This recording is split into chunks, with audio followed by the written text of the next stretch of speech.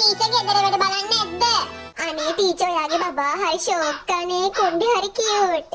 Teacher අපේ අම්මා මේක ඔයාලට දෙන්න කියලා කිව්වා. ටීචර් පිටිපස්සේ පේනේ මැදින් එක්කිනාගේ කොල්ල හැමදාම ඉස්කෝලේ ගාවට එනවා. අයෝරිමා. ඔයා නැතුව මට හුස්ම ගන්නවත් බෑ බබා. මටත් එහෙමයි මගේ දෙයියෝ. යකෝ එතකොට මං කවුද? එතකොට මුන්ට හුස්ම ගන්න මාව ඕන්නේ. අර කොල්ලා දෙයියා නම් මං කවුද බං එතකොට ඈ?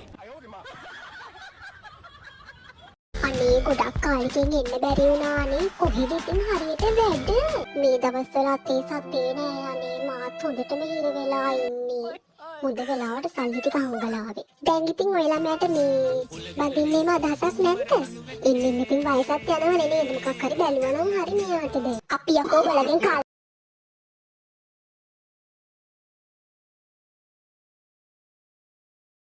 නුන්ට බැරි පිරිමියෙක් පාරේ බැහැලා යනකොට මල්ලි යටට ඇඳලාද කියලා ඇයි බැරි? ඇයි බැරි?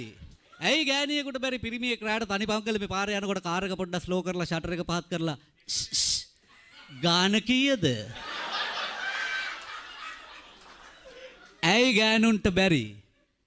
අනික ඉතින් ගාන කීයද කියලා හෙවොත් කිසිම පිරිමියෙක් ඔෆෙන්ස් වෙන්නේ නැහැ. ආනේ ගහන්නත් දීලා සල්ලිත් දෙනවද?